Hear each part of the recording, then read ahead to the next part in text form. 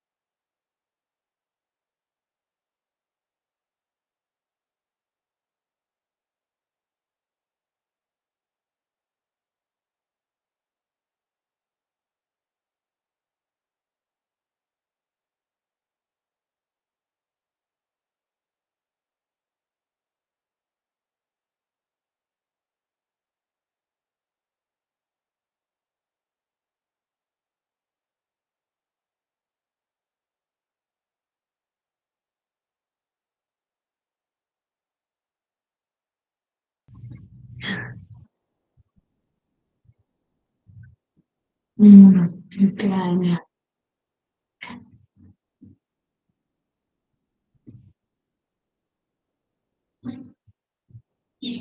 Bien, pues arranquemos. Buenos días a todas y a todos. Un gusto saludarlos nuevamente en este ciclo de conversatorios que hemos venido realizando desde el mes de agosto, finales del mes de agosto, y bueno, hoy es nuestro último conversatorio del ciclo.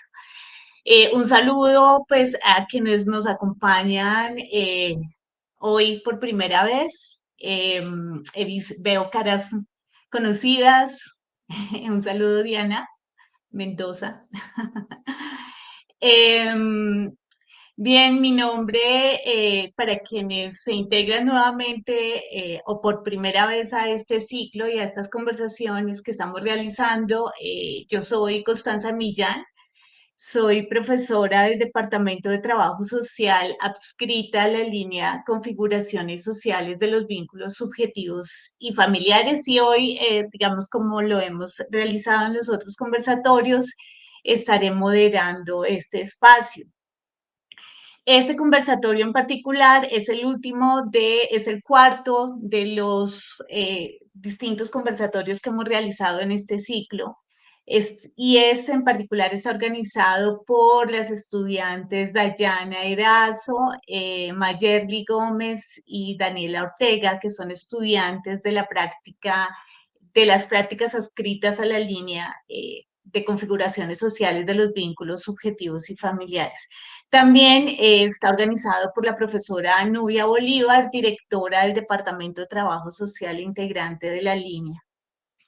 Entonces, para nosotros y nosotras es un gusto tener hoy a Diana Romero y a Liana Gamba, colegas de trabajo social, quienes vienen trabajando ese tema de la atención humanitaria a poblaciones migrantes, y ya ellas nos contarán sus experiencias en dos contextos particulares distintos. Uno, el Darién en Panamá, y el otro, el de la frontera norte en México. Entonces, un saludo, y para nosotros es un gusto tenerlas nuevamente en este espacio, también conocidas, y bueno, tener la posibilidad de intercambiar sus aprendizajes a partir de estas experiencias. Este cuarto conversatorio lo hemos denominado saberes de acción y configuraciones sociales del cuidado y de la atención a la niñez migrante en contextos fronterizos. Y este cuarto conversatorio hace parte del ciclo que hemos denominado saberes de acción y configuraciones sociales del cuidado. Este ciclo de conversatorios ha pretendido llevar a cabo o realizar lo que el profesor Falsborda denominó como una universidad participativa. Entonces, en este espacio y en los distintos conversatorios que hemos realizado, pues se han articulado organizaciones sociales, instituciones y actores académicos de distintas disciplinas, aportando cada uno sus diversos saberes desde sus particulares lugares de enunciación, desde las organizaciones sociales, desde la academia y también desde funcionarios institucionales. Han participado en este ciclo de conversatorio estudiantes, profesores, así como profesionales independientes adscritos a diversas disciplinas. En este campo que nos interesa en este ciclo de manera particular, y es los saberes de acción y las configuraciones sociales del cuidado. En la primera parte, digamos, luego de esta presentación, daré la palabra a la profesora Nubia Bolívar, directora del Departamento de Trabajo Social, quien hará el saludo. Luego de la presentación de la profesora Nubia Bolívar, les contaré un poco cuáles son las preguntas que nos orientan en este ciclo de conversatorios. Compartirla con ustedes y decirles, digamos, cuál es el enfoque y por qué nos preguntamos lo que nos estamos preguntando ahora. Posterior a esa introducción vendrá la presentación de Diana Romero sobre la región del Darién y Eliana, y enseguida Eliana también nos compartirá su experiencia sobre la frontera norte en México. Como lo hemos hecho en los otros conversatorios, durante el tiempo de las presentaciones, las y los invitamos a que coloquen sus preguntas y sus comentarios en el chat, que estará activo durante todo el tiempo. Luego de la presentación de nuestras invitadas, recogeremos como sus inquietudes y comentarios al respecto y empezaremos, digamos, como ya la conversación de una manera más fluida. En otros conversatorios nos ha funcionado activar el micrófono y la cámara cuando pues ustedes quieran formular sus preguntas. Creo que en este conversatorio lo podremos hacer. Estamos, digamos, como un número adecuado para poder hacer esto. Tenemos una dificultad hoy con el YouTube. Queríamos y esperábamos tener la conexión por YouTube de manera sincrónica, pero no hay internet en el campus de la universidad, entonces esto nos ha dificultado el tema de la transmisión por YouTube. Entonces, lo que haremos por ahora es, vamos a grabar este espacio y luego lo subiremos a YouTube para que también lo puedan visualizar las personas pues que tenían la expectativa de conectarse por YouTube. Bueno, entonces bienvenidas y bienvenidos nuevamente y profesora Nubia, le doy la palabra. Buenos días. Bueno, pues me conecté un poquito tarde, sí, porque no, creo que está molestando el internet no solo acá, sino a nivel nacional. Estamos en un diplomado también, parece que tienen muchas dificultades. Bueno, pues darles la bienvenida, agradecer a Diana y a Eliana por aceptar la invitación que les hace la profesora Constanza y pues bueno, compartirnos sus experiencias, la información que se suma pues a otros conversatorios que se vienen desarrollando y que con seguridad pues nos aportan en los procesos que adelantamos. Pues desde el Departamento de Trabajo Social agradecerles y bueno, reiterarles nuestra disponibilidad para seguir coordinando diferentes conversatorios o eventos que podamos hacer en el ámbito de la reflexión, de la intervención. Muchas gracias. Gracias, profe Nubia. Bueno, entonces ahora voy a compartirles un poco cuáles son como las inquietudes y por qué estamos desarrollando este ciclo. Digamos que la pregunta que nos orienta en este ciclo de conversatorios, que nos orientó desde el primer conversatorio, que fue en el que abordamos las problemáticas de la niñez en distintos contextos, pero las problemáticas de la niñez entendiéndola con la articulación a cómo estas problemáticas son atendidas, pero desde un ámbito particular y es la configuración de las dimensiones relacionales y emocionales relativas al cuidado colectivo a la niñez en diferentes contextos.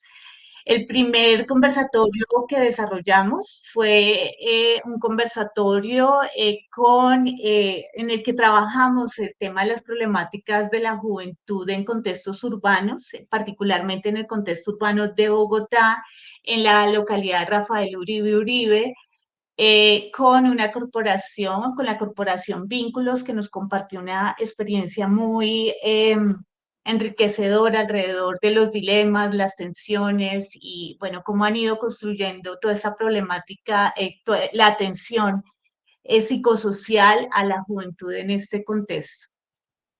El segundo conversatorio lo realizamos, digamos, el objetivo fue reflexionar sobre el contexto de la niñez que vive en el contexto, la niñez y la adolescencia que vive y habita el contexto de Buenaventura y los retos, digamos, que este contexto le, pues, tiene para los procesos de atención.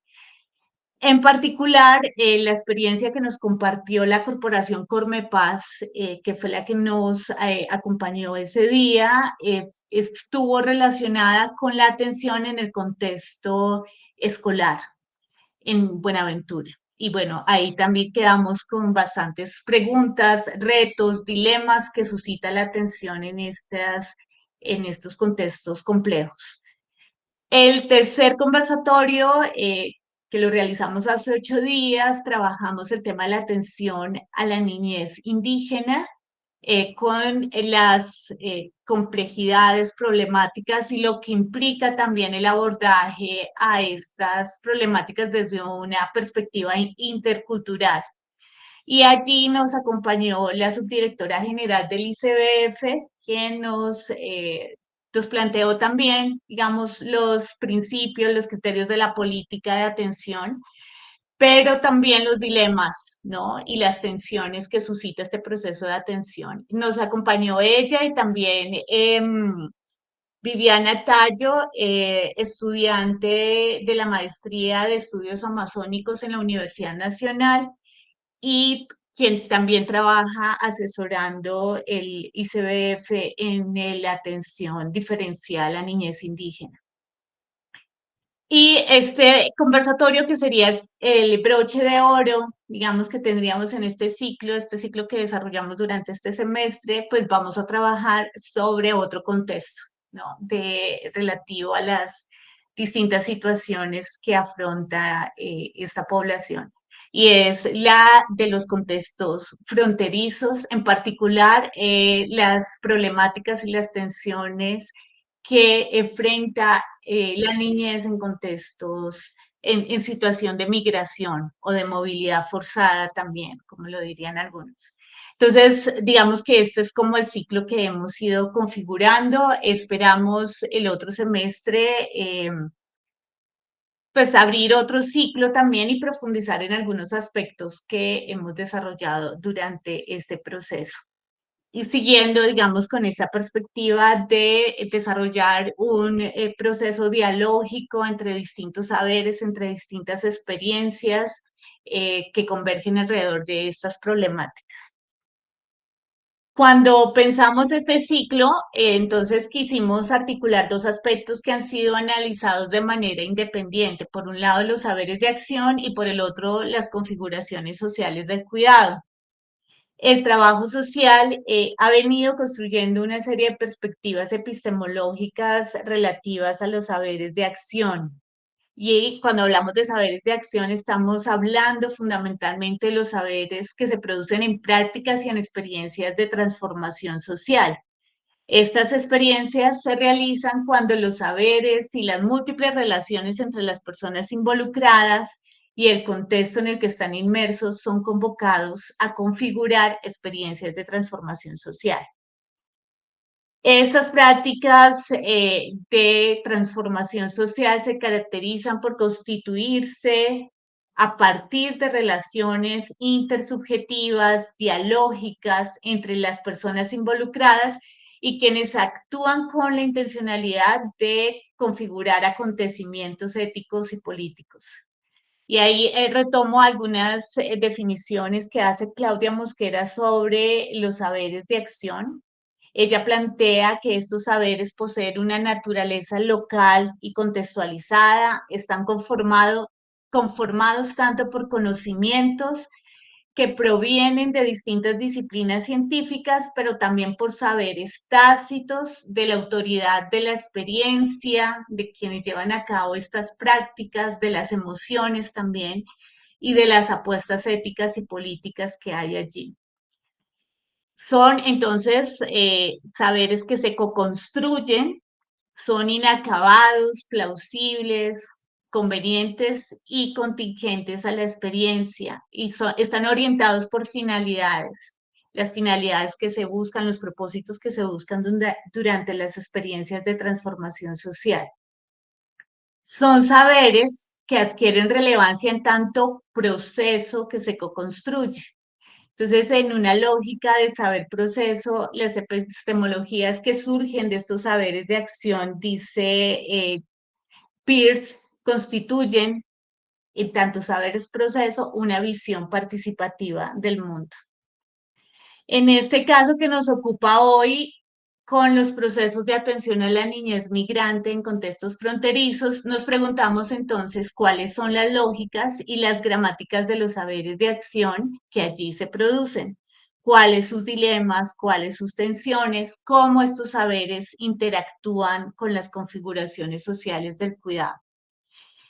Entendemos a partir de los planteamientos de Joan Tronto que el cuidado es una actividad de la especie humana que incluye todo lo que hacemos para mantener, continuar o reparar nuestro mundo, de modo que podamos vivir en él de la mejor manera posible, por lo cual el cuidado ha sido un elemento fundamental para la experiencia y la supervivencia de la especie humana y la conformación de distintas culturas y tradiciones.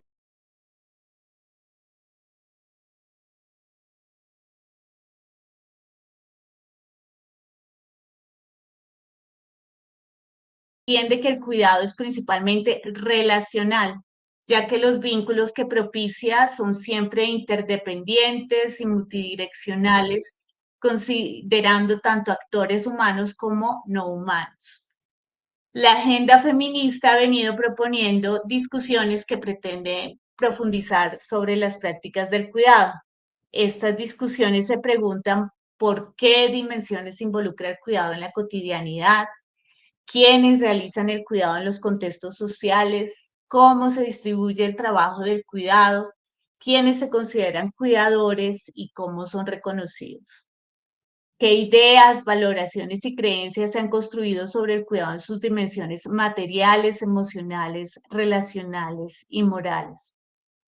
Entonces, entendemos por configuraciones sociales del cuidado aquellas que surgen de cruces e interrelaciones entre las organizaciones sociales que proveen procesos de atención relativas al cuidado en sus dimensiones emocionales y relacionales y las estrategias de cuidado provistas y reguladas por el Estado y los entramados familiares. Entonces, las y los invitamos a que reflexionemos hoy sobre cómo están siendo desplegadas territorialmente las relaciones sociales que protegen o vulneran las prácticas para el cuidado relacional y emocional que involucran a los niños y niñas en contextos fronterizos y cómo estos interactúan con los saberes de acción. Le doy la bienvenida a nuestras invitadas. Mayerly va a hacer la introducción de cada una de ustedes. Muchas gracias, profe. Buenos días a quienes están presentes. Gracias por atender a este llamado. Le extendemos un cordial saludo a la profesora Constanza y oficialmente damos inicio a nuestro cuarto y último conversatorio. Antes de presentar a las expositoras, quiero recordarles que estamos atentas a sus comentarios y preguntas en el chat mientras estén exponiendo en las presentaciones, entonces estamos atentas ahí en el chat a sus comentarios y preguntas. Bueno, entonces doy paso a presentar a nuestras expositoras. Vamos a tener en primer lugar a Diana Romero. Ella es trabajadora social de la Universidad Nacional de Colombia, magíster en ciencia política de esta misma universidad. Actualmente se desempeña como oficial en la atención de emergencias en UNICEF, en UNICEF Panamá. Ha trabajado para organizaciones no gubernamentales, entidades del gobierno colombiano y organismos internacionales. Su trabajo se ha centrado en desarrollar e implementar políticas, programas y planes orientados a la infancia, a la adolescencia y a la juventud. Eso por el lado de Diana Romero. Tenemos también a Eliana Gamba. Ella es maestra en Derechos Humanos de la Universidad Autónoma de San Luis Potosí, México, profesional en Trabajo Social de la Universidad del Valle. Su experiencia se relaciona con la perspectiva de género y el conflicto armado. Actualmente es trabajadora social en International Committee Rescue en Ciudad Juárez, adjunta al programa de protección y empoderamiento de las mujeres, donde brinda soporte psicosocial a mujeres, jóvenes y niñas en situación de movilidad y desplazamiento forzado, sobrevivientes a violencias basadas en género, así como la promoción de derechos y prevención de violencias basadas en género y fortalecimiento del tejido comunitario en albergues. pues no siendo más, esta es la presentación de nuestras expositoras, entonces ya les damos la palabra.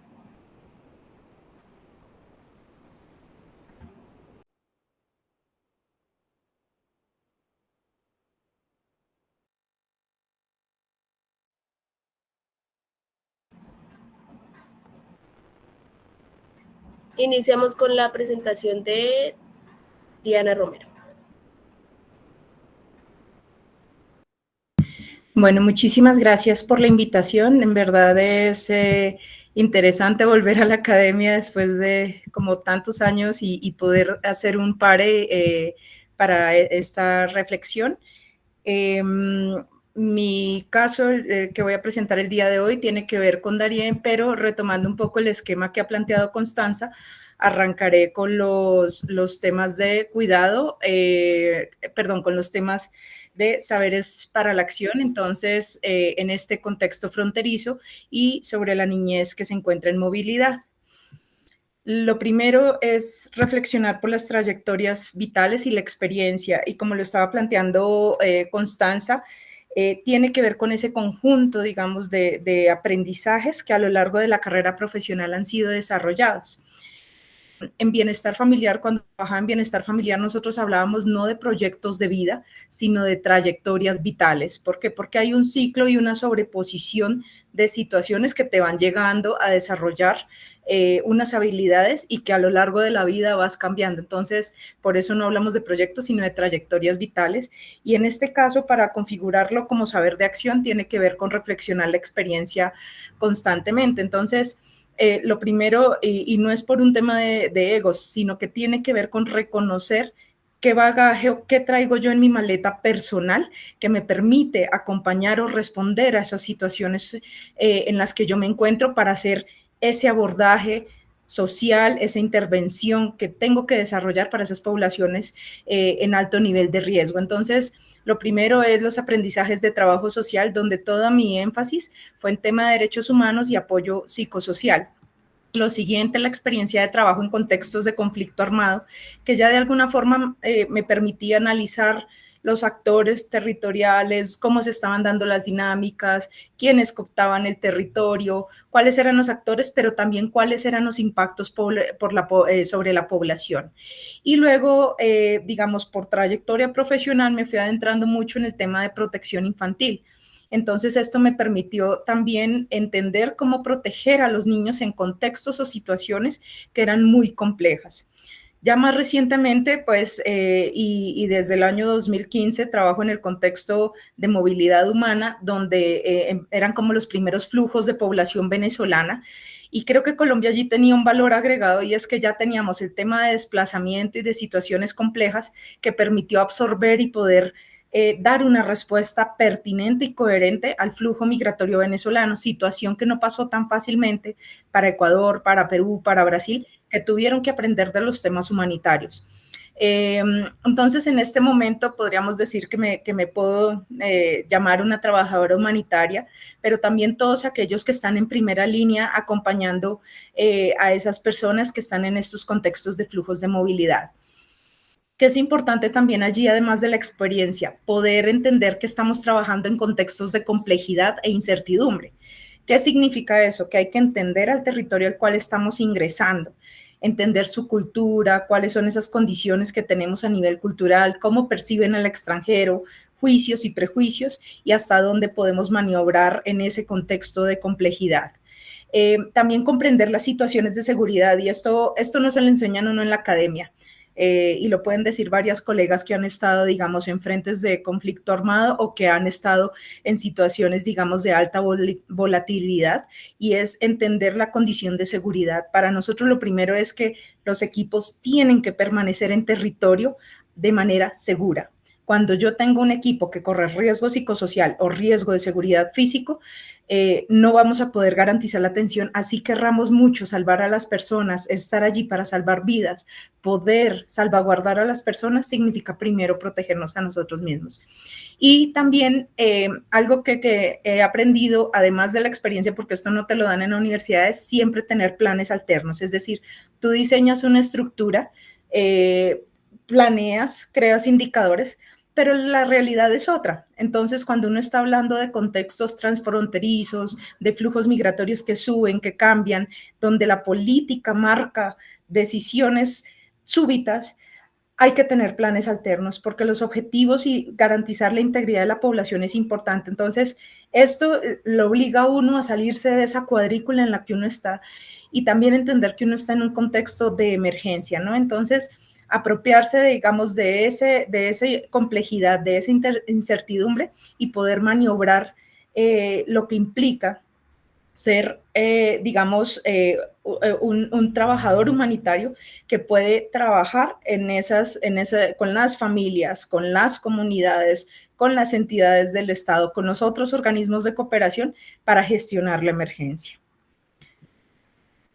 ¿Qué es importante aquí? Y voy a concentrarme en la experiencia de Panamá y es cuando se llega, digamos, al Darién, pero del lado panameño, porque muchos conocemos acá el tema del Clan del Golfo, Necoclí, Urabá y toda la presencia histórica, pero pasar del lado panameño exigió retomar herramientas de ciencias sociales y de trabajo social. Lo primero fue comprensión del contexto.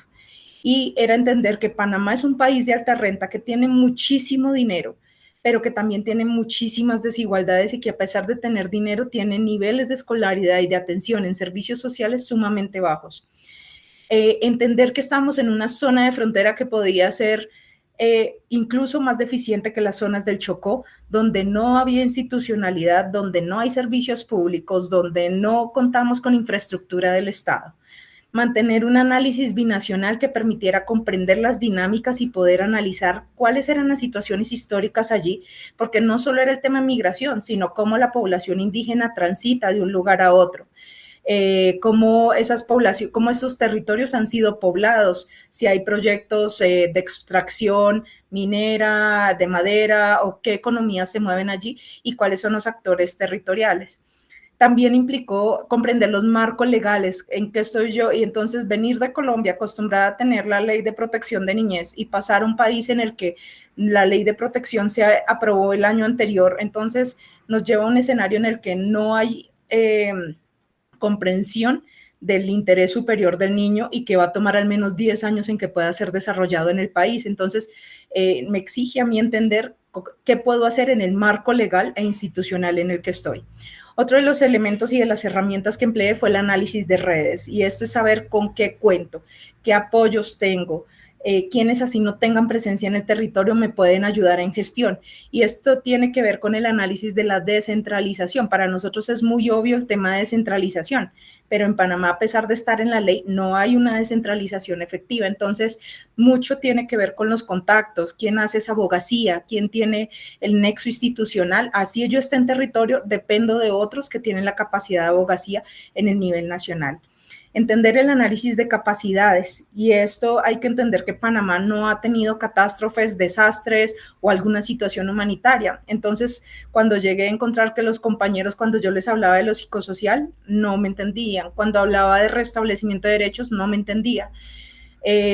Y así muchos de los temas que para uno son muy obvios, que por formación y trayectoria y por contexto colombiano se tienen, pero que efectivamente no cuento con esas capacidades, y por tanto implica que al momento de dar una respuesta humanitaria tengo que trabajar en un equipo en el que hay que formarlo en capacidades. Ahí la capacidad instalada era yo, y poder empezar a dar ese proceso de acompañamiento a través de compañeras que muy amablemente me han donado su tiempo para capacitar en acción sin daño, en apoyo psicosocial, en qué es derechos humanos, porque es un país cuya comprensión de los derechos humanos no está cimentada dentro de la formación académica. Entonces, comprender las capacidades no solo de los equipos de trabajo, sino de los funcionarios, porque hablarle a un funcionario de su obligación como garante de derecho era hablarles en chino. Entonces, mucho de ese proceso fue aprender a bajar el lenguaje, retirar mucho de lo académico y poderme poner en esa posición de horizontalidad y de aprendizaje del contexto para ver cómo lográbamos nivelarlo de manera muy rápida. Otro elemento que me ayuda y ayudó a entender era comprender los estándares de seguimiento, y esto es muy importante de entrada porque a veces dejamos los indicadores, la medición al final, Y cuando uno tiene objetivos, así sea en un contexto humanitario, hay que establecer indicadores y hacer medición, porque yo tengo que garantizar la calidad de las intervenciones, no de cualquier manera. Entonces, estas dos herramientas me van a permitir a mí estar haciendo un monitoreo constante y unas acciones de mejora. El trabajo en equipo, y aquí viene algo que en Panamá no me entendían, pero que quizá aquí es mucho más claro, y es la interdisciplinariedad y transdisciplinariedad. Y esto tiene que ver con los saberes que, aunque no se tuvieran, podía fortalecerse del equipo, porque tenemos especialistas de agua, especialistas de nutrición, de apoyo psicosocial, de trabajo comunitario, y trabajar en equipo, construir ese ejercicio donde todos pudieran entender que asumen un rol para proteger a los niños, fue un elemento importante. Desde el plomero hasta el que hace la política pública tenía que entender que era parte de un equipo. Y lo que implica una crisis, es decir, estar atentos a cambios constantes. Entonces, todo el tiempo hemos identificado que hay curvas mediáticas, que hay curvas de contexto cuando hay cambios legislativos en Estados Unidos, en países de origen. El COVID fue un componente de crisis que se sobrepuso con ya la situación migratoria. Entonces, cuando las crisis se entienden como factores multicausales, donde entendemos que estamos en una crisis prolongada, pero que hay que dar una respuesta inmediata, pensando también en cómo se va a hacer en el futuro, estas son herramientas que te van a permitir, manejar de mejor manera el apoyo que se brinda a las personas. El proceso de dar una respuesta humanitaria parte de entender el perfil de las necesidades de la población migrante y también de la población local, porque a veces nos centramos en el discurso de los migrantes y se nos olvida la población local. Entonces, una de las ventajas del trabajador social que tenemos es interpretar los contextos, entender a las familias, sentarnos a hablar con los sujetos, poder identificar esa necesidad. Y había cosas tan básicas como que las mujeres no les gustaban las toallas higiénicas, sino los tampones. Tener esa disponibilidad y esa flexibilidad es sumamente importante.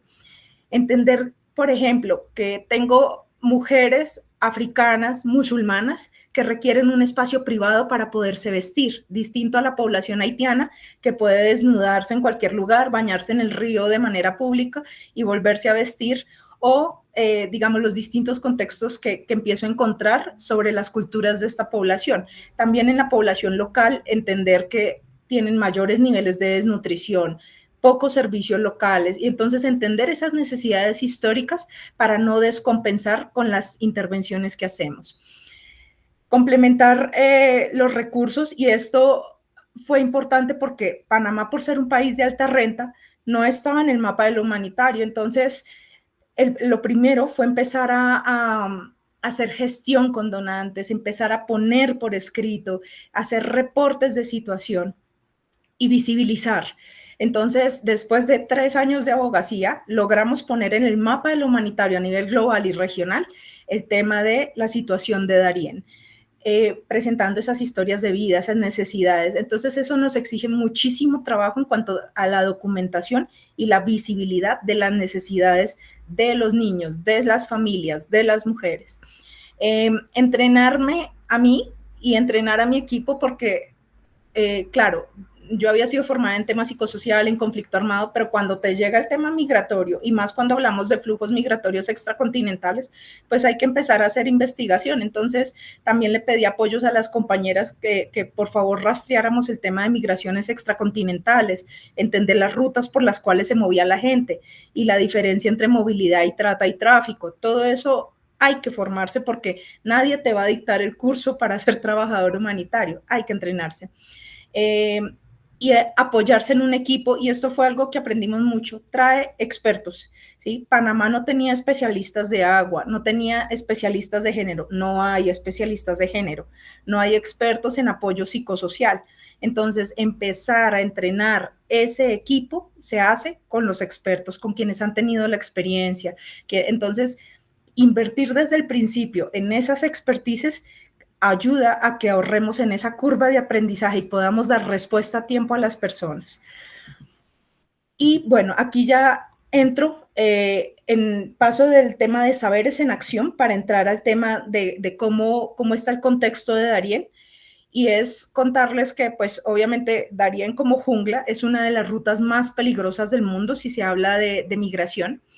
Es muy densa a nivel, digamos, geográfica, y las familias no solo están expuestos a pasar y ver animales, cruzar ríos, permanecer mojados por 7 o 10 días, sino que desde el año 2020 identificamos el tema de eventos de violencia que además tienen una intencionalidad en dañar a las mujeres, a las adolescentes, y que tienen, es una forma de marcar la presencia en el territorio. Entonces, hemos visto eventos de asalto, de desnudez forzada, de violencia sexual, de violencia verbal, y eso empieza a complejizar el contexto. También decirles que atendemos personas de más de 100 nacionalidades, entonces de personas que vienen tan lejos como de África y Asia, y que el perfil cambia cada mes, cada 6 meses está cambiando el perfil. Entonces, inicialmente teníamos población haitiana con población africana y asiática. El siguiente año empezamos a ver población venezolana, al siguiente año población ecuatoriana, y recientemente está aumentando China y Afganistán. Entonces, exige entender las razones por las cuales están migrando, pero también cuáles son esos servicios clave para la niñez de acuerdo a cada uso y costumbre, pero también con esos nodos básicos de que los niños, ante todo, son niños. Entonces, el juego es un lenguaje universal que nos ha permitido, el cuidado de las mujeres es un lenguaje universal. Entonces, con todos estos elementos en el contexto, entramos a un análisis de cifras donde lo que hacemos son proyecciones, y aquí están las cifras oficiales del Servicio Nacional de Migración de Panamá, donde podemos evidenciar que en la primera etapa, 2015-2016, hubo un primer gran flujo migratorio que generó una crisis en Panamá.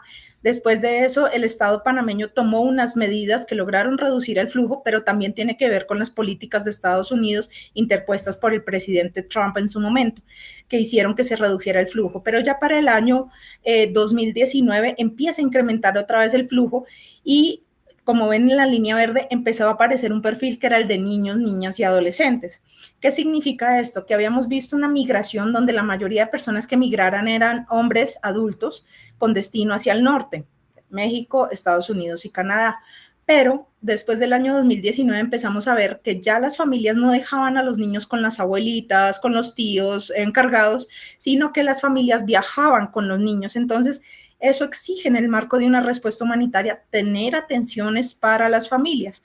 Entonces sigue evolucionando el flujo migratorio. El 2020, por supuesto, marca una reducción porque tiene que ver con el año en el que está el COVID, donde tuvimos los migrantes encerrados en estaciones migratorias por más de 8 meses, durmiendo a la intemperie y sin alimentación. Entonces fue un contexto bastante complejo, y ya empezar a ver que sube el flujo migratorio, y que hay, digamos, estados de destino que están muy preocupados por el incremento, pero que cada vez lo que vemos es un incremento de las personas migrantes o con solicitud de protección internacional, pero también de niños y niñas. Entonces ya hablar de 88,000 niños es un número sumamente alto, y particularmente si pensamos, digamos, en los perfiles de los niños.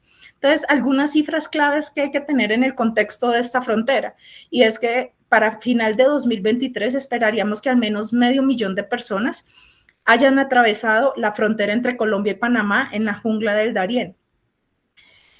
Y cuando llegan a Panamá, pues van a cruzar por un territorio donde solo viven 13,000 personas. Eso tiene que permitirnos analizar cómo manejo yo 500,000 de personas en un territorio de 13,000 personas que no tenían ya servicios básicos, y que por supuesto presionan la capacidad institucional, la capacidad local en materia de servicios, alimentación, transporte. Otro elemento es comprender que 1 de cada 5 migrantes es un niño, niña o adolescente, y que por tanto no es una población marginal, sino que requiere unas intervenciones específicas. Pero además de eso, que el 50% de los niños y niñas son menores de 5 años. Y son más de 50 nacionalidades. Este año tenemos registro de más de 1,000 niños no acompañados que igualmente han cruzado por Colombia. Esta es un poco la fotografía de acá, tiene que ver con esto, lo dibujé yo, no es un mapa oficial, pero tiene que ver con el análisis geográfico, cómo transitan, cuáles son los territorios, cómo cruzan, y poder hacer el análisis de las intervenciones según los territorios donde estén cruzando, también porque yo tengo que mitigar impactos como la xenofobia, la discriminación, que puedan darse situaciones de trabajo infantil. Comprender los impactos psicosociales, entonces, y físicos que están viviendo los niños y niñas durante su tránsito, para poder diseñar las intervenciones psicosociales, pero también las atenciones de salud. Comprender qué le pasa a las mujeres gestantes y lactantes, que no es un número pequeño, más de 600 mujeres gestantes han cruzado este año y el año pasado fueron más de 400. Y qué impacto tiene sobre la vida de estas mujeres, sobre ese bebé que va en desarrollo, y qué atenciones hay que tener como situación de servicio, de salvar vidas, porque son, cuando se sale de la selva, estas personas vienen literalmente destruidas, con diarrea, pies fracturados y demás. Entonces es un servicio para salvar vidas lo que debemos estructurar. Aquí resumo muy rápido, y es, en estos contextos hay que definir, por ejemplo, ustedes no ven allí educación. ¿Por qué? Porque tenemos contacto con la población de 2 horas a 24 horas. Entonces hay que priorizar con los recursos que tengo cuáles son las acciones prioritarias que tengo que desarrollar en el marco de una respuesta humanitaria según el contexto. Entonces, en el caso de Panamá, se decidió que era protección, agua y salud materno-infantil, más todos los temas de abogacía institucional. Y aquí voy cerrando ya pensando en que si se quiere cosechar, hay que sembrar. Entonces, lo primero fue comprender que uno de los roles críticos era la gestión de casos. Cuando tienes personas de 100 nacionalidades, más de 1000 niños no acompañados, las personas se separan en la selva, tienes que entrar en gestión de casos. Entonces, allí la búsqueda de trabajadores sociales en Panamá, trabajadores sociales que normalmente están entrenados es para hacer evaluaciones institucionales, encuestas y ser funcionarios de escritorio. Pasarlos a una gestión de caso en campo requiere un entrenamiento. Entonces, que se entienda que vamos a atender uno a uno de los casos y que cada niño es tan importante que demanda mi tiempo, mi esfuerzo, concentrarme. Diseñar intervenciones centradas en la niñez, y esto fue bien difícil porque a veces uno se pierde en el contexto, en la política, no, centrados en los niños, ¿qué va a salvar la vida de los niños? Y también entender que no todo lo vamos a poder resolver, habrá casos que lamentablemente son tan complejos y tan densos y que el tiempo no nos da que no podríamos resolver. Entonces, también ver los límites de la acción humanitaria y de cuáles son mis límites y hasta dónde llega la intervención del trabajador social, si se puede cerrar un caso o no. Es importante responder al inmediato, y esto lo hemos aprendido en el marco de esa respuesta de salvar vidas, pero también no podemos perder de vista lo estratégico, cómo plantearle al Estado que está en una crisis prolongada, en un Estado que no tiene preparación para el manejo de emergencias ni para crisis de largo plazo. Y entonces hay que proyectarse y proponer y hacer acciones de abogacía, de política, de protocolos y desarrollar documentos. Por ejemplo, del informe defensorial era la forma de evidenciar qué estaba pasando con la niñez en ese contexto. Y también se vale soñar, y esto lo he visto a lo largo de mi trayectoria profesional, y es que hay muchas cosas que no existen, pero que hay que crearlas. Entonces, ¿por qué? Porque uno está centrado en las familias y en los niños, y no porque no exista, no se puede desarrollar. ¿Va a tomar tiempo? Sí. ¿Va a tomar esfuerzo? Sí, pero es parte de nuestro trabajo. Y ser rigurosos, es decir, sistemáticos, evaluar los indicadores, los perfiles, ver la pertinencia y la eficiencia del recurso. Usar el recurso lo mejor posible, porque estaríamos impactando a más personas y protegiendo a más población. Entonces, ese tema de estar a tiempo, de pensar de manera anticipada, de proposicionar elementos, nos permitió, digamos, anticipar situaciones y disminuir el daño. Esa es un poco la presentación que traía el día de hoy. Muchas gracias, Diana. Nos has enriquecido bastante con la complejidad que implica la atención en este contexto fronterizo. Complejidad y además la creatividad que le demanda al profesional del trabajo social también para crear condiciones, como dices tú, Muchas gracias. Le damos la palabra a Eliana eh, con la experiencia de la frontera norte de México. Muchas gracias, Diana. Creo que tengo muchas cosas también ahí para dialogar también más adelante. Muy interesante. Bueno, pues primero que todo, muchas gracias. ¿Me pueden confirmar si ya están viendo la presentación? Sí, señora. Gracias. Ok. Bueno, pues yo me voy a centrar en la situación de las mujeres, niños, niñas, adolescentes en la frontera norte de México. Comentarles que, pues, brevemente desde mi trayectoria profesional, me he enfatizado más en procesos de acompañamiento comunitario, principalmente con personas víctimas del conflicto armado, desplazamiento forzado interno. Y bueno, yo creo que toda la formación en trabajo social, bien como decía Diana, genera una base para poder responder a estos contextos tan complejos. Sí necesitamos como continuar en este proceso de diálogo, de saberes, de compartir estas experiencias, porque, digamos, los retos a nivel profesional son bastante amplios. Yo creo que algo muy positivo que tenemos desde trabajo social es esta doble mirada en intervención social, pero también en investigación, lo cual yo creo que es como una potencia bastante importante en el campo profesional, académico. Ok, me voy a centrar inicialmente en una breve contextualización sobre las rutas migratorias en México, las principales. Tenemos la ruta del noreste que va de Querétaro, voy a señalar por aquí si logran ver, está Querétaro aquí como en el centro del país, Bajío. Disculpe, Eliana, ¿sí? estamos viendo, es la primera presentación, no ¿Sí? estamos viendo una parte del mapa. No sé, ok. ¿Ahí? Todavía no. Creo que te falta ponerlo en modo presentación. Ahí ya la están, es que la estoy poniendo en modo presentación, Sí, pero no. sí. Sí, Ok. ahora sí. No se había cambiado. Ok. Bueno, primero, nuevamente sobre las rutas migratorias. Las principales rutas migratorias parten desde Querétaro, ¿sí? De allí las personas, la ruta del noreste nos dirige hacia Tijuana, ¿sí? Es la ruta del noreste. Y la ruta del norte, que es la que dirige justo a este territorio, que es Ciudad Juárez, y el otro punto que es Ojinaga, hacen parte como de los principales puertos de ingreso en el estado de Chihuahua.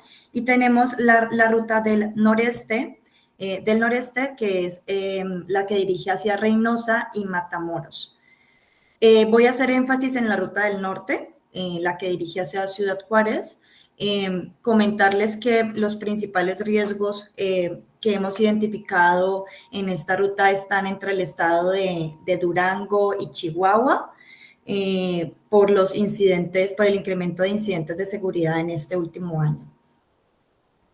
De manera muy general, comentarles también que México es actualmente la ruta migratoria terrestre más peligrosa a nivel mundial. Hemos tenido 686 personas que han fallecido o desaparecido en la ruta en el año 2022. Esta cifra todavía no ha salido actualizada. Esta cifra la presenta la OIM. Y las principales personas que se han visto afectadas pues es Cuba, con 185 personas fallecidas y desaparecidas, 149 personas mexicanas, 141 de Venezuela, 92 de Guatemala, 92 de Haití, 59 de República Dominicana, de Nicaragua hemos tenido 57, Honduras 44, Ecuador 43 y El Salvador 13. Esta frontera es bastante compleja por la presencia que hay activa de grupos armados y del narcotráfico. Hay un control a lo largo de toda la ruta migratoria desde que las personas ingresan desde la frontera en Guatemala, México, en el sur, hasta llegar a la frontera norte. Esto implica que hay una serie de incidentes de seguridad asociados con secuestro, desaparición, extorsión, tráfico, trata de personas, incluso también tortura. Entonces, las personas se enfrentan a situaciones de graves vulneraciones a derechos humanos, lo cual se suma a los motivos de salida por los cuales dejan sus lugares de origen, ¿sí? Juárez es una ciudad, un territorio con una trayectoria pues larga de experiencias de violencia. En su momento, en el 2010, fue conocida como la ciudad más peligrosa del mundo. También es conocida por los feminicidios. Justo pues si en algún momento quisieran indagar al respecto, pues ahorita Segato hizo una investigación justo para dar explicación a las razones por las cuales se estaban presentando los feminicidios aquí en esta ciudad, y a partir de esta experiencia es que se nombra esta palabra, feminicidio. Aquí en Juárez, la principal población que nosotros hemos atendido han sido personas de Haití, Venezuela, Honduras, Guatemala, El Salvador y Colombia. Y en menor medida han sido personas de nacionalidad de Afganistán, Brasil, Perú, Ecuador, Senegal, entre otros. Es un contexto bastante retador en términos de seguridad. El 27 de marzo tuvimos un hecho bastante lamentable en un incendio ocurrido en la estación migratoria del Instituto Nacional de Migración, donde fallecieron 40 personas migrantes de Centroamérica y Suramérica. Esto deja entrever, ¿no? Como no solo las situaciones de vulneración sistemática de derechos humanos aquí en la frontera, sino también la falta o la ausencia de políticas que realmente protejan a las personas en situación de movilidad. Eso por esa parte. Comentar entonces los motivos por los cuales, se me pasó también comentar que nosotros también atendemos población desplazada interna del estado de Michoacán, Chiapas, Guerrero, Oaxaca y Zacatecas principalmente. Es importante precisar los motivos de salida por los cuales las personas llegan a este territorio con la decisión, ¿no?, de solicitar asilo en Estados Unidos, ¿no? Y algunas personas también se proyectan en solicitar refugio en México. Un punto es la violencia generalizada desde los países de origen, el que hayan recibido amenazas directas por parte de grupos armados, del narcotráfico, las experiencias de extorsión, como es también conocido como vacuna, el cobro de piso, la falta de oportunidades que genera una precarización económica en las familias, las violencias basadas en género, porque justo he atendido casos de mujeres que han huido a causa de violencia directa por parte de parejas y exparejas, ¿no? Y en los que en el lugar de origen, en sus países de origen o incluso en el mismo territorio mexicano, no hay garantías de protección y acceso a justicia. Y la persecución política, como es el caso pues, del contexto de Venezuela, Nicaragua e incluso también nosotros en Colombia con las cuestiones complejas del impacto del conflicto armado. Ok, también quisiera precisar que es necesario comprender todo el fenómeno migratorio desde una perspectiva de género y justo enlazando con los roles del cuidado. Las mujeres anteriormente, las familias no salían completas, no migraban todo el núcleo familiar, ¿sí? Por así nombrarlo. Previo a esto era más una migración por parte de hombres y era como quienes daban el sustento, llegaban a Estados Unidos, conseguían un trabajo y pues había todo como un sustento, soporte económico a través de remesas. Esta migración se ha ido transformando y ahora pues tenemos a mujeres que salen con sus niños, niñas y adolescentes con como toda una proyección de vida, pero también es como se perfila como una forma de salvar a la familia, ¿no? Entonces aquí quisiera citar como esta investigación del Colegio de la Frontera del Norte con ONU Mujeres, en la que nombra que uno de los principales motores para salir de su lugar de origen es el salvaguardar la seguridad e integridad de los hijos e hijas. Uno, para huir de situaciones de violencias y brindarles un mejor futuro económico. Entonces, es necesario entender que los roles de género se sostienen a lo largo de la ruta, ¿no? Y las brechas y las situaciones de violencia también. Eso es importante precisarlo. Ese continuum de desigualdades sociales y violencias que viven las mujeres a lo largo de toda la ruta, e incluso pues también ahí tendríamos que incluir la mirada sobre las adolescentes y las niñas. Ok, yo principalmente trabajo enfocada en atender a mujeres, adolescentes y niñas en los diferentes espacios, en albergues y en los espacios seguros. Las mujeres nombran que el principal riesgo es la violencia sexual. Entonces, las mujeres incluso se preparan previo al viaje tomando píldoras anticonceptivas porque saben que en México la probabilidad de vivir una violencia, un abuso, una violación es bastante alta, ¿sí? El segundo riesgo que ellas mencionan es la violencia doméstica y económica. Entonces, es importante comprender que sí hay una mirada distinta respecto a ser hombres y mujeres. Los riesgos a los que se enfrentan son distintos. También si son niños, niñas y adolescentes también implican impactos diferenciados. Entonces, mencionar en este sentido que, por ejemplo, los adolescentes hombres y los hombres adultos se enfrentan a riesgos de reclutamiento forzado por parte de pandillas, organizaciones criminales, personas asociadas al crimen organizado, como el narcotráfico, etc. Y eso nos lleva a justo, es importante comprender de qué manera afecta de forma diferenciada a los grupos, tomando en cuenta el género, la edad, la etnia, la orientación sexual, la clase social, nacionalidad, condición de discapacidad, cómo eso se cruza con las situaciones que de pronto detonaron el que las familias salieran de su lugar de origen, ¿sí? Cómo eso también implica que las personas estén en mayor vulnerabilidad social. Disculpa, Eliana, ¿sí? que te interrumpa. Es que no sé si estás pasando tu presentación. Sí, sí. Seguimos viendo el mapa. Hasta ya, ahora sí Ok, cambió. no sé si puedan proyectarlo ustedes porque yo sí lo estoy pasando aquí, entonces no. Vale, ya la proyecto yo. Ok, perdón.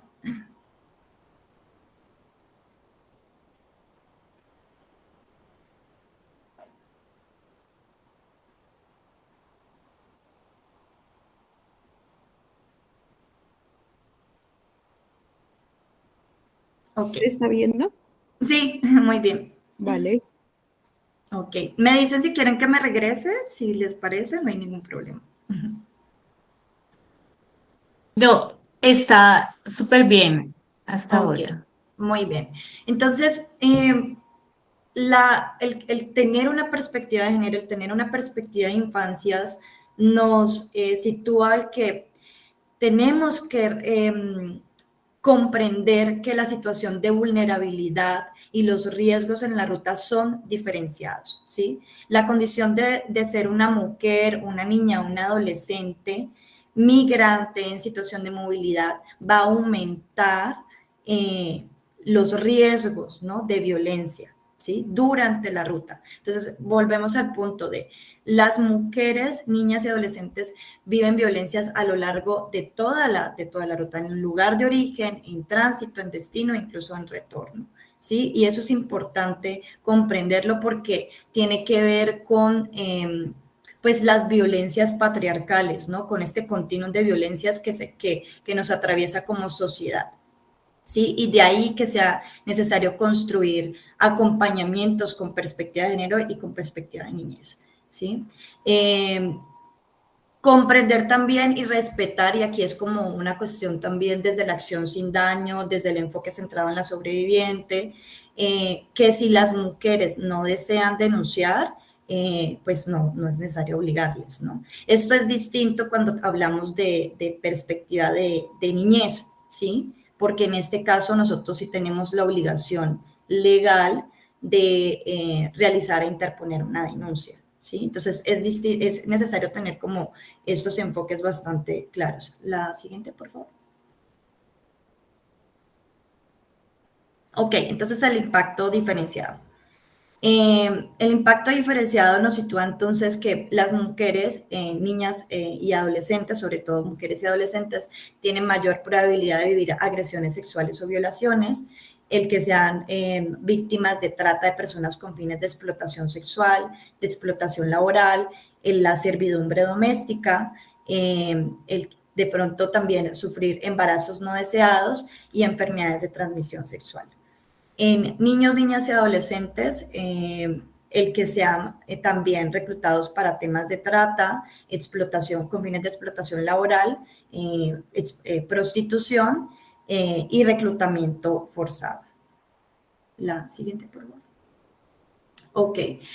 Voy a englobar aquí las acciones en el campo humanitario y luego voy a conectar como con nuestra labor desde trabajo social.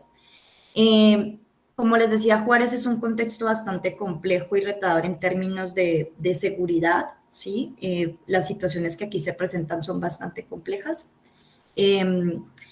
por lo cual nosotros principalmente en respuesta tenemos gestión de casos, que ahorita voy a explicar bien en qué consiste esta gestión de casos, que sí está fundamentado en el modelo de caso de trabajo social, justamente.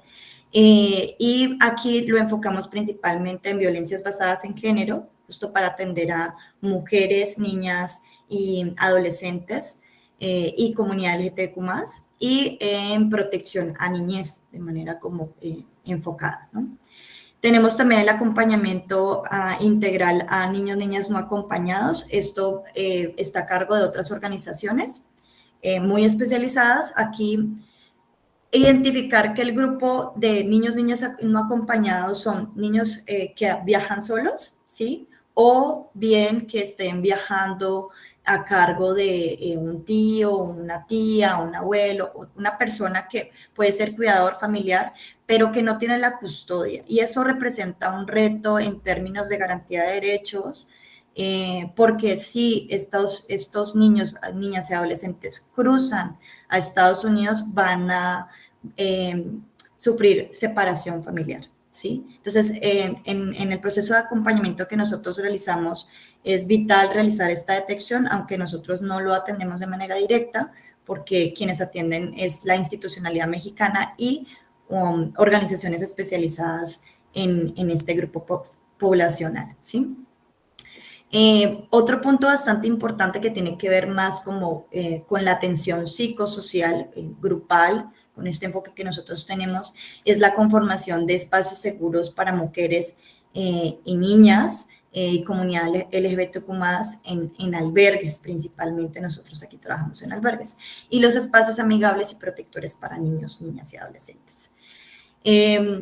También realizamos articulación interagencial, es decir, toda la articulación que pueda haber entre las diferentes organizaciones humanitarias en el territorio con también las instituciones públicas para poder garantizar el acceso a servicios. Esto es bastante importante porque si bien el Estado mexicano ha hecho algunas modificaciones para brindar algunas medidas de protección y brindar acceso a servicios, no ha sido pues suficiente, ¿no? Entonces aquí en terreno pues las organizaciones internacionales hemos tenido que pues entrar, ¿no? a fortalecer capacidades institucionales en albergues para como la parte técnica, el cómo acompañar, el brindar capacitaciones también a funcionariado público, el hablar de principios humanitarios, el hablar de derechos humanos, de acción sin daño, de por qué es importante tener un enfoque de protección en niñez, ¿sí? El interés superior de los niños, niñas y adolescentes, y la perspectiva también centrada en las personas sobrevivientes, ¿sí? El que se les respete a las mujeres sobrevivientes, ¿no? A las personas sobrevivientes de violencias basadas en género, su decisión, ¿no? En todo momento, y no vivir revictimización.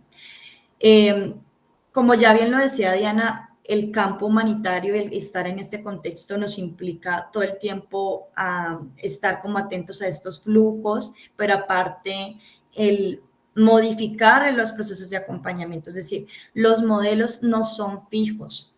Nosotros nos tenemos que amoldar a cuáles son las necesidades que presenta la población, pero también los retos del contexto. Aquí, por ejemplo, en respuesta en emergencia, hemos tenido pues flujos de migrantes donde se han asentado en ciertas zonas en algunos momentos y han tenido campamentos, ¿no? Y si bien nosotros quisiéramos realizar una gestión de casos, un acompañamiento para canalizarles a servicios especializados como una asesoría o una representación legal, pues el contexto no lo permite, ¿no? Hay que respetar también y tener esa lectura actualizada.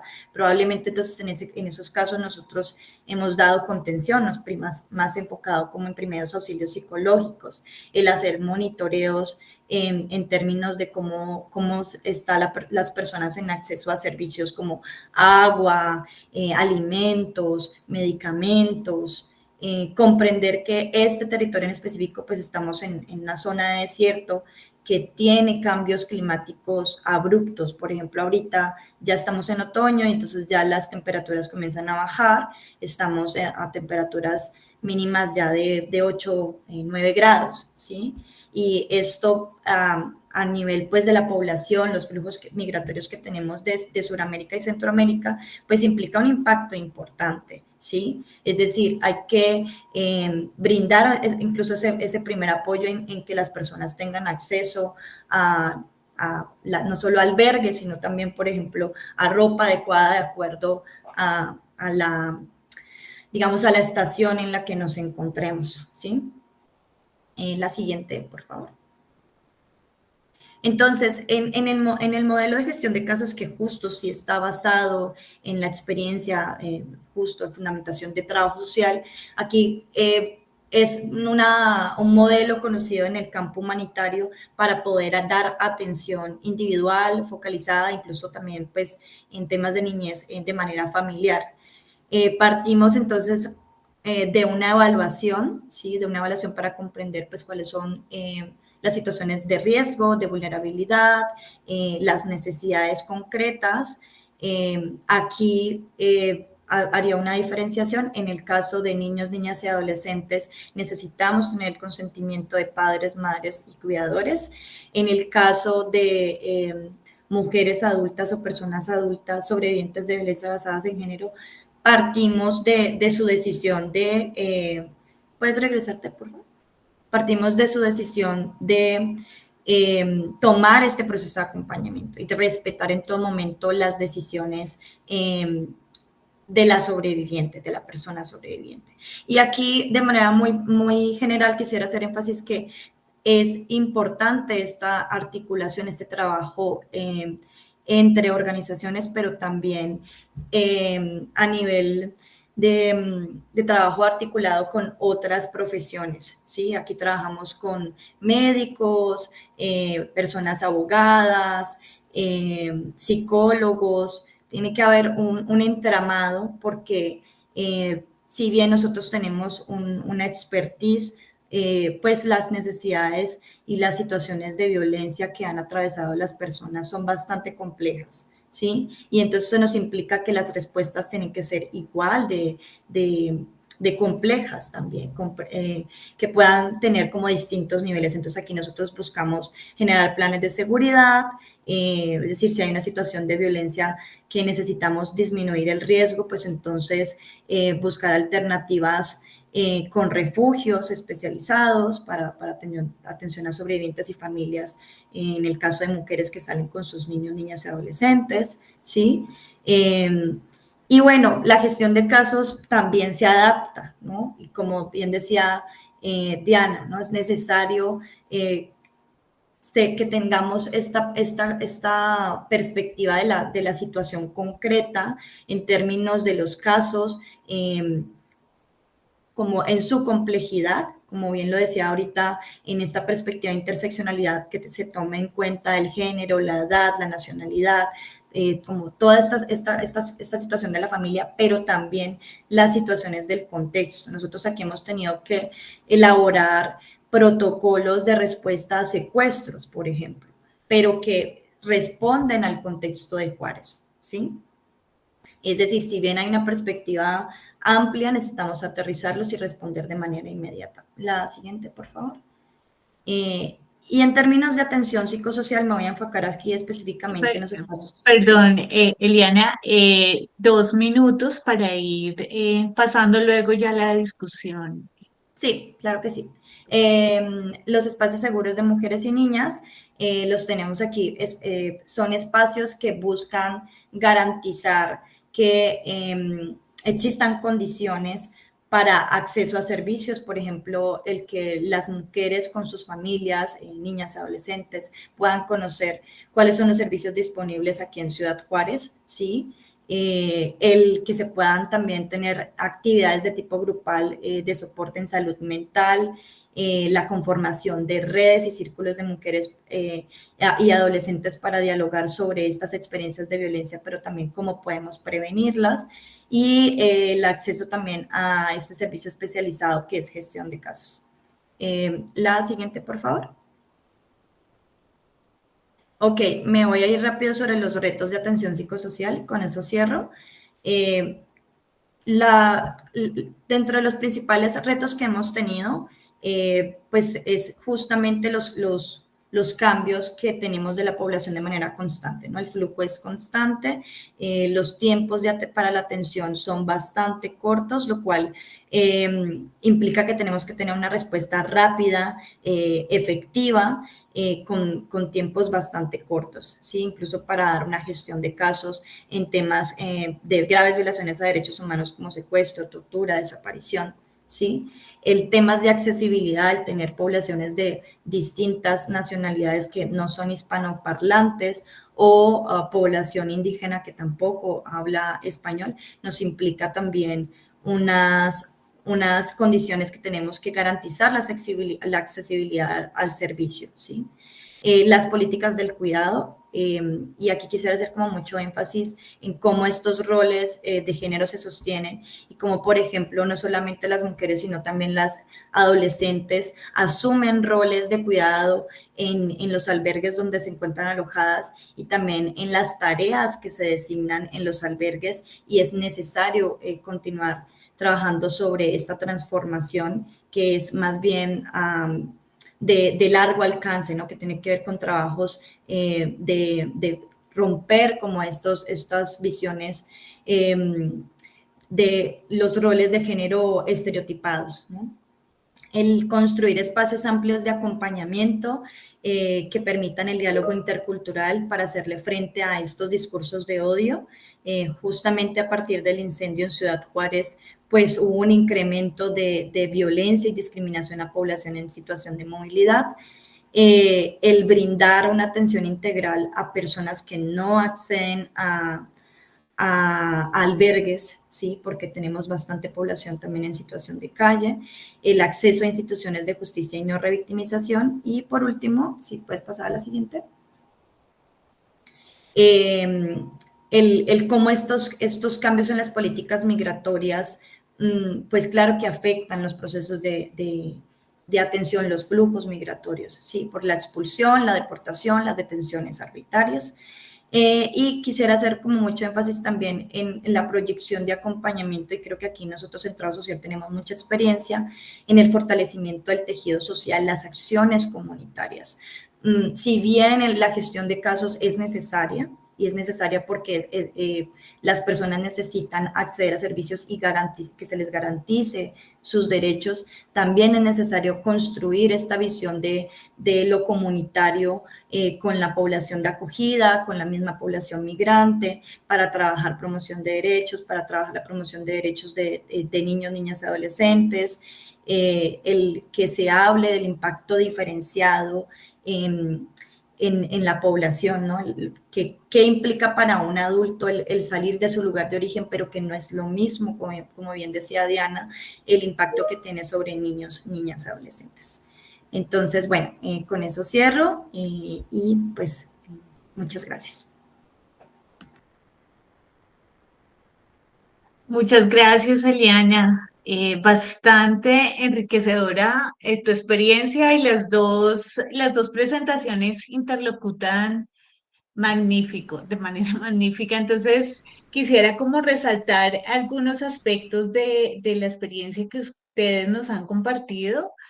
Una primera, como el reconocimiento del posicionamiento con el que abordan el contexto, ¿no? Un posicionamiento ético en términos de reflexivo a partir de sus trayectorias vitales y sus apuestas éticas, ¿no?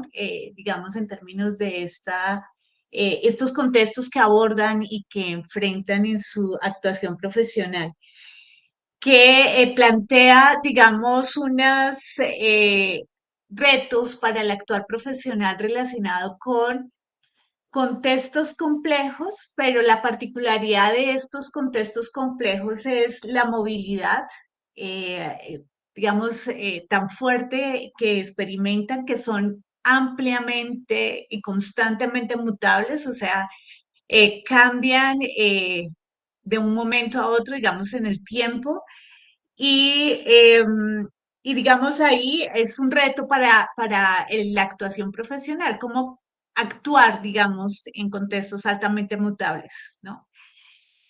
El otro tema, digamos que también ambas, y pues recojo a grosso modo lo que ambas están planteando, es las múltiples variables que implica reconocer en estos procesos de actuación institucional y profesional, y es no solamente reconocer el contexto de tránsito, sino el contexto de origen y el contexto posible de llegada, es decir, cuál es la proyección hacia dónde se va también. Digamos, ahí hay como tres contextos, los tres con tres complejidades diversas, ¿no? Que para la actuación profesional implica retos, no es solamente en el lugar, digamos, donde ustedes están situadas en la atención, sino que eso tiene múltiples relaciones con el contexto de expulsión de alguna manera, de origen, y también las proyecciones que hay hacia dónde se va. Y hay ahí, digamos, como unas particularidades y unos retos. Yo quería, digamos, dejar ahí mientras eh, pasamos como a otras preguntas que han planteado en el chat y es preguntarles también sobre cómo han cambiado los contextos de tránsito, ¿no? Digamos, son poblaciones ambas, digamos, en el Darién y en el caso de la frontera norte, en Ciudad Juárez, ¿no? Pues que se transformaron con estos procesos, ¿no? Entonces, un poco también como quisiera escucharlas, cuáles son sus reflexiones a partir de estas transformaciones que se tienen en este contexto de tránsito, ¿no? Que tienen las poblaciones. Y los retos que demanda la abogacía en estas situaciones, ¿no? Digamos, ¿qué en específico requieren estas acciones de abogacía, tanto para pues ver de manera compleja lo que produce esta movilidad forzada, ¿cierto? Y la atención y la dignificación también durante la atención que se desarrolla. Bueno, ahí dejo esos dos Y Dayana o Mayerly plantean también porque tenemos varias preguntas acá en el chat. Sí, entonces les leo todas las preguntas y luego a la intervención de ellas, ¿sí? Un momento, por favor. Bueno, entonces en el chat tenemos preguntas. La primera pregunta es de Luisa Fernanda Cortés Tequia. Dice, buen día, en términos de autocuidado, ¿a usted o a alguien de su equipo le generó riesgos personales o para su entorno el investigar y denunciar las necesidades y migraciones del flujo migratorio del país de Panamá por el Darién? Gracias. Esa es la primera pregunta.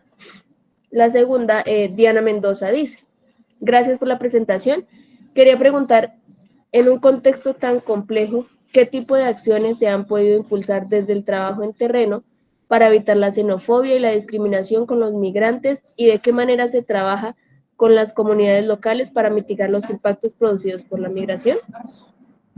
Edna Córdoba pregunta, dice, buenos días, agradezco este espacio.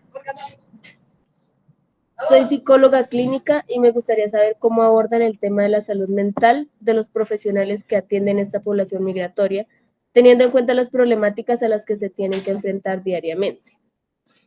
Y hay otra pregunta más en el chat que dice, Diego Alejandro Galván Marrugo, buen día. Quisiera saber cómo desarrollar estrategias para sistematizar y construir saber a partir en la acción profesional en este tipo de contextos de crisis en los que la atención implica una dedicación tan permanente y urgente. Hasta ahora son las preguntas que hay en el chat. Bien, no sé quién quiera empezar. Son bastantes, complejas, pero bueno, ya ahí van desarrollándolo.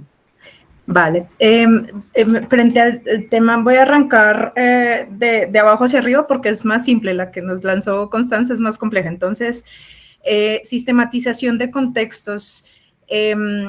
Lo primero es la relación de la academia con las situaciones o los contextos humanitarios. En el caso de Panamá, no hay una vinculación entre los saberes sociales y la academia.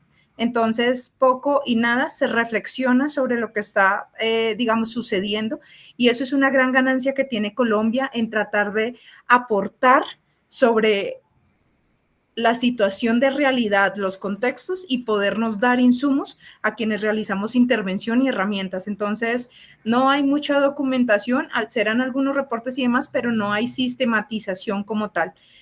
Para los organismos, la sistematización es una palabra mucho más académica. En los organismos de cooperación podemos hablar de evaluaciones, de medición de impacto, de otro tipo de instrumentos, ¿no? Frente al tema de salud mental, decirles que cuando empezamos a buscar quién podía hacer salud mental para los trabajadores humanitarios, al no haber contextos previos de intervención en crisis o emergencias en Panamá, no hay personas entrenadas para hacer cuidado a cuidadores. Por tanto, nos ha tocado crear todo el proceso de intervención. A veces resulta ineficiente y nuevamente, como tenemos desde plomeros hasta gestores de caso, la diversidad de los perfiles en los cuales que tenemos que hacer cuidado mental es muy amplia. Logramos llevar la técnica de TRE con Andrés Cancimance desde Colombia hacia Panamá y la verdad que fue un ejercicio súper bueno, y seguimos llevando técnicas y explorando metodologías de intervención en un contexto como lo es Panamá, sabiendo que no contamos con profesionales especializados en el cuidado a cuidadores. En el caso de Diana Mendoza nos plantea el tema de las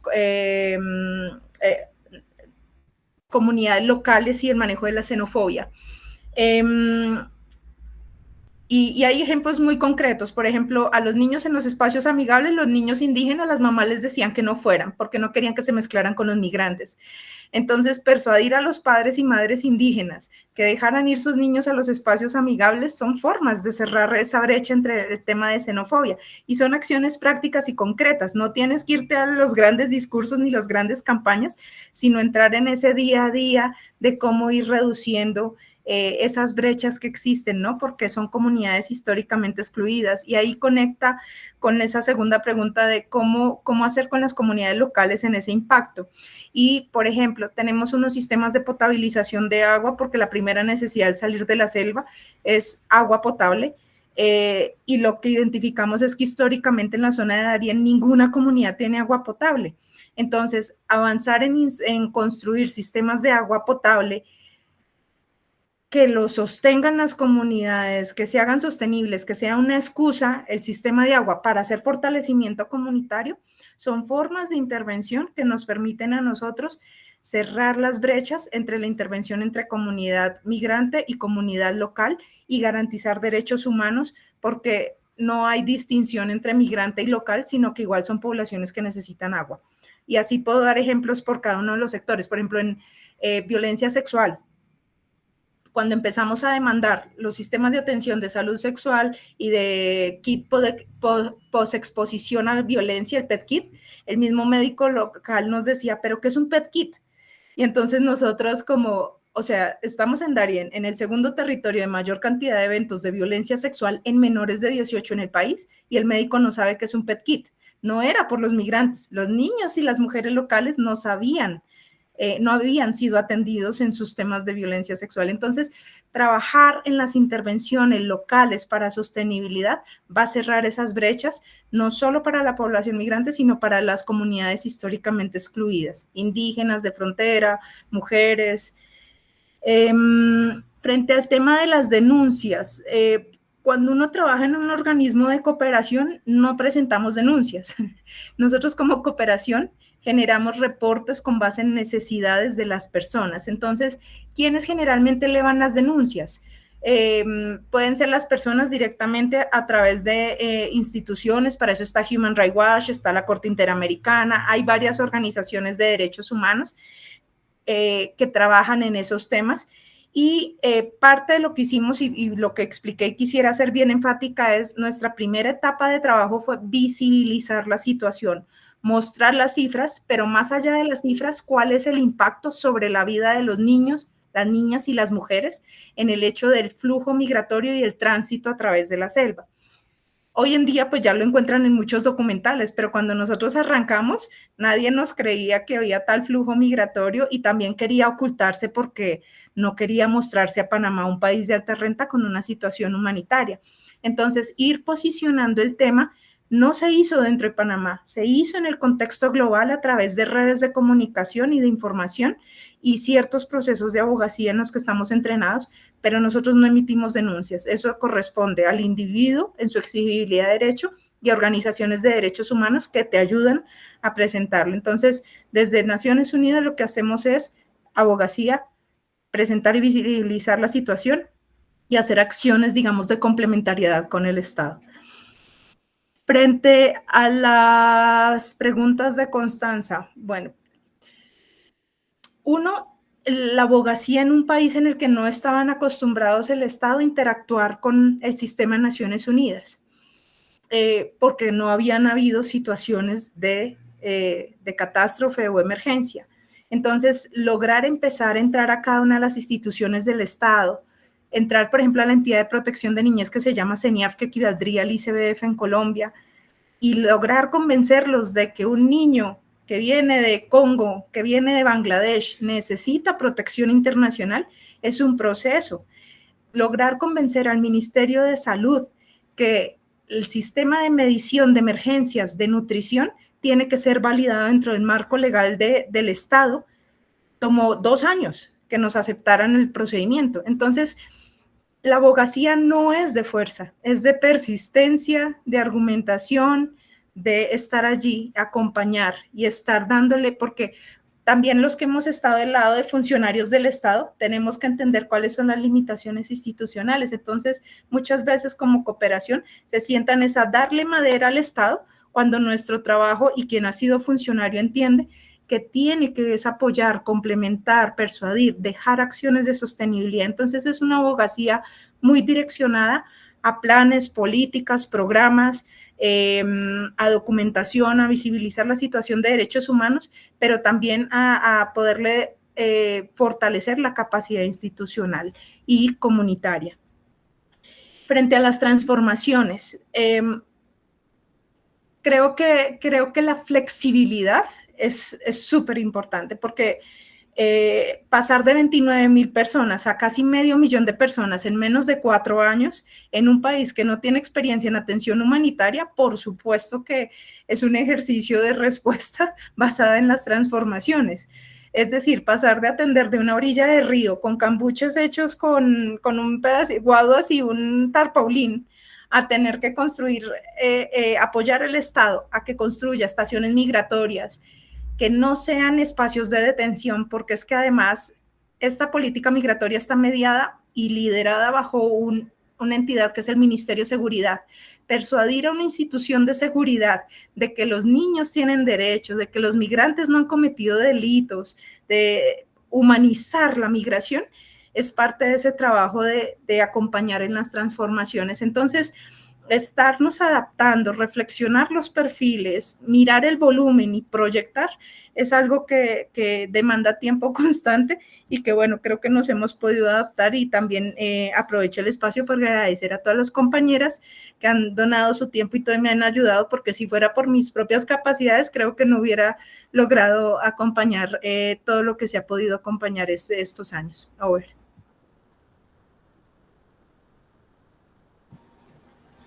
Vale, pues voy a irme entonces en el mismo orden que nos propuso Diana. Frente a la sistematización de experiencias, coincido, es un término muy académico y justo también desde trabajo social con una experiencia muy amplia. Nosotros tenemos en esta capacidad de poder ver cómo incide la práctica y cómo la práctica se relaciona también con la construcción de modelos de atención o de procesos de atención. Sí es bastante complejo en el campo humanitario por, digamos, la rapidez con la que suceden los acontecimientos. Creo que si alguien estuviese como interesado, como el compañero que hizo la pregunta, pues sí debe ser en un contexto concreto, ¿sí? Porque pues lo podemos ver, ¿no?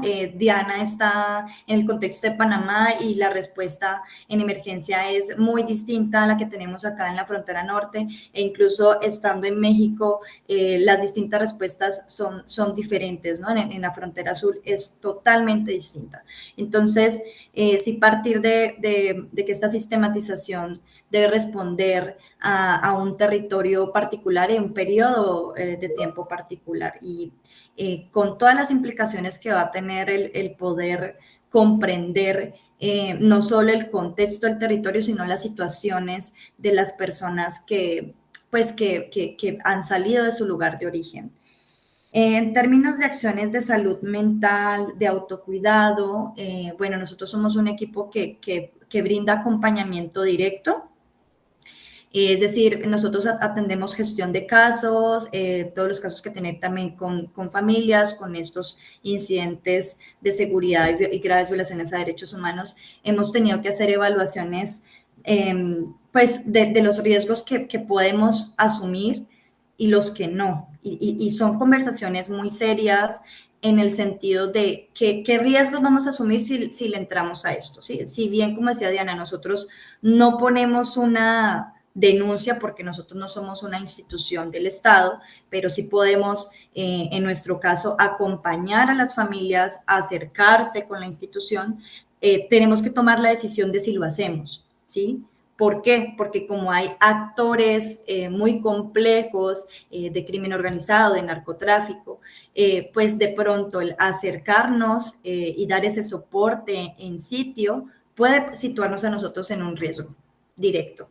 Y comentarles aquí que nosotros incluso en monitoreo tenemos aquí este trabajo interagencial en el que tenemos una respuesta coordinada y entonces se han presentado, ¿no?, situaciones en las que en terreno hemos tenido interlocuciones con estos actores, ¿no? Y entonces esta medición en términos de seguridad y autocuidado es constante y se lleva día a día y semana a semana. Nosotros evaluamos los albergues a los que entramos, revisamos cuáles son las situaciones de seguridad y si hay una situación de seguridad de gravedad, pues en primer lugar está la vida del personal, porque pues si bien nosotros queremos apoyar a la población, pues si vivimos un incidente de seguridad de manera directa, pues no vamos a poder continuar dando el apoyo y la asistencia que requiere la población.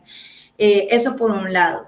Por otro lado, en términos de salud mental, pues nosotros vivimos también trauma vicario. Es decir, cuando nosotros acompañamos estos casos, escuchamos estas narrativas tan complejas de violencia, también estamos recibiendo también de manera indirecta, ¿sí? Y eso implica un desgaste para el equipo que atiende, ¿sí?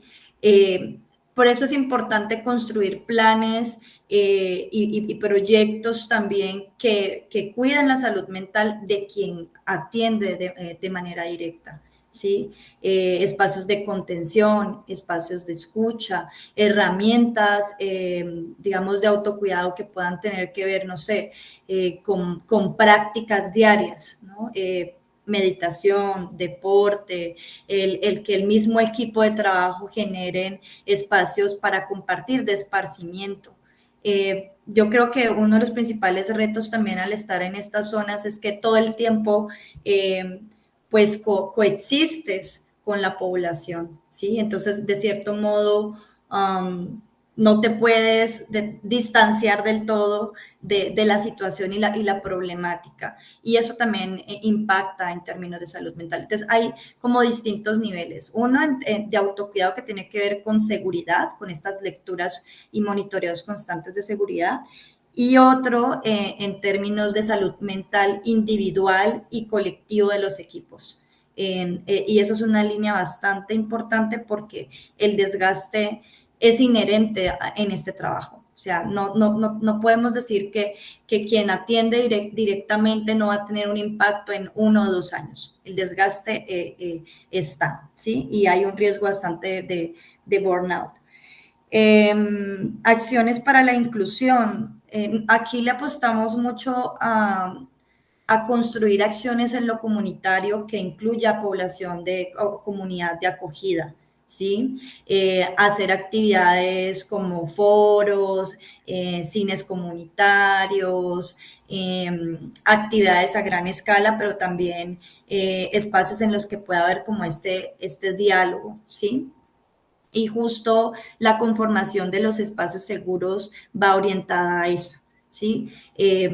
Como bien lo decía Diana, la idea no es como generar esta separación de quién puede acceder a determinados servicios o no, ¿no? Si hay una mujer sobreviviente de violencia de comunidad local, se atiende, ¿sí? Porque sabemos que efectivamente las instituciones, pues si bien buscan responder, lo hacen pues, con lo que tienen, ¿sí? Y en ese sentido, pues, los organismos humanitarios también tienen que aportar a esta visión sobre la reconciliación, a esta visión sobre la interculturalidad, la garantía de derechos humanos.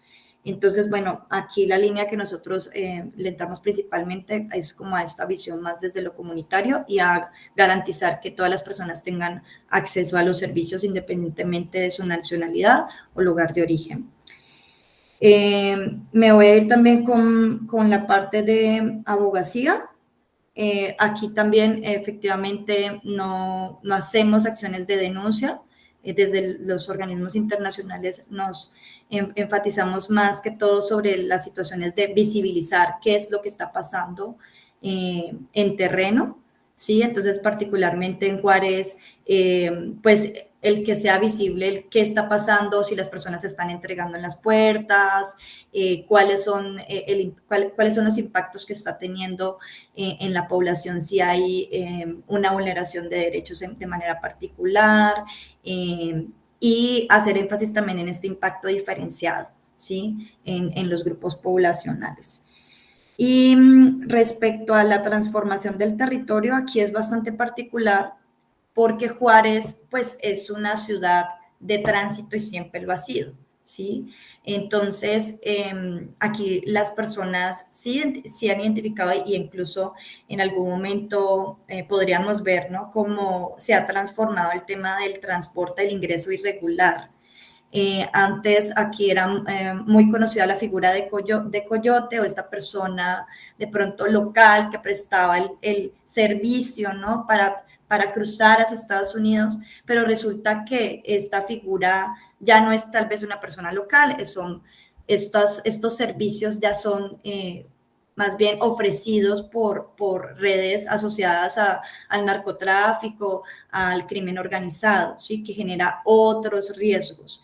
También en la población lo que sí se identifica es, porque siempre venían personas del interior del país y era como lo más conocido, esta respuesta es que ya vienen personas de otras nacionalidades, ¿no? ¿Y qué están haciendo aquí? ¿Y por qué no se regresan? Y todos estos discursos de odio que se generan, ¿no? A partir de tener personas distintas y que también se respaldan bajo ciertas acciones sistemáticas de vulneración de derechos, como lo vimos en marzo con el incendio, ¿sí? Cuando hay una respuesta digamos, de persecución a personas en situación de movilidad y que el Estado tiene esta forma de operar, pues claro que eso también respalda o impacta estos discursos de odio. Y de ahí la importancia en que trabajemos con comunidad de acogida, ¿sí? Y de ahí que también la importancia de que continuemos fortaleciendo las capacidades en instituciones para que esa no sea la respuesta, sino que sea desde los principios humanitarios y la garantía de derechos.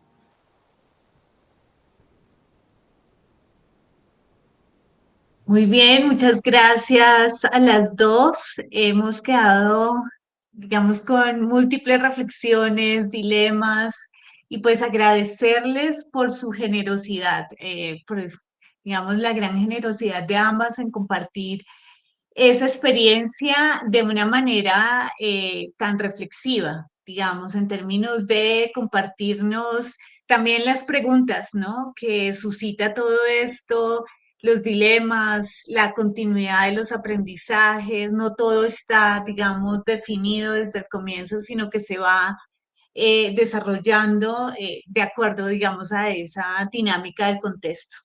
Entonces, de nuevo, muchísimas gracias. Hemos hecho un cierre de oro, digamos, de este ciclo de conversatorios con esta experiencia. Pues también agradecerles a quienes nos acompañaron hoy en este espacio y quienes han sido constantes durante los 4 ciclos, durante los 4 conversatorios que hemos desarrollado en este ciclo. Estaremos también conectándonos con ustedes, enviándoles alguna información al respecto.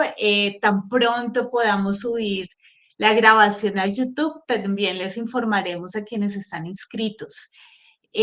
Muchas gracias. No sé, digamos Diana o Eliana o alguien más quiera decir algo y nos despedimos. Pues muchas gracias Profe, por la invitación. qué pena. Eliana. No, nada más agradecerles por el espacio, la invitación.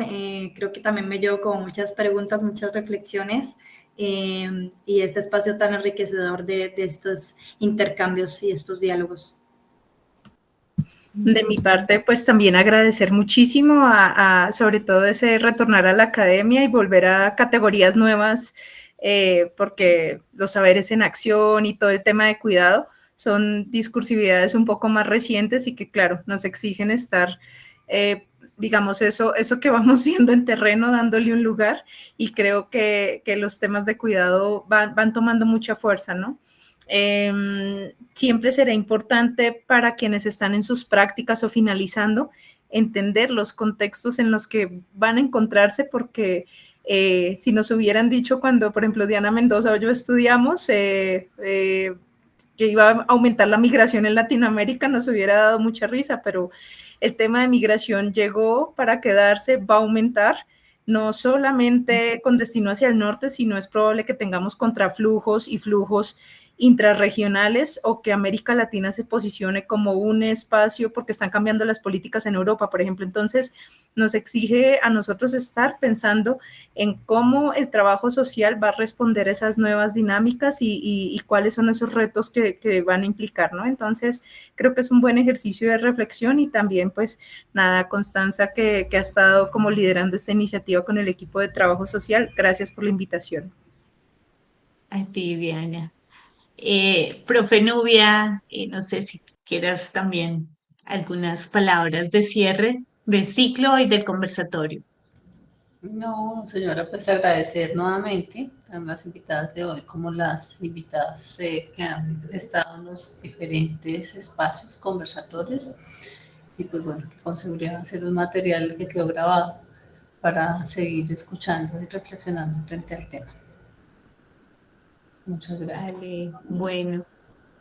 Entonces, de nuevo, muchas gracias y nos veremos pronto. Les estaremos enviando comunicaciones también a quienes están inscritos. Hasta luego. Chao. Diana pide, agradece si les podemos compartir las memorias de los encuentros. Diana Mendoza. Creo que no todos están grabados, profe Constanza, pero pues los que sí los podemos compartir, claro que sí.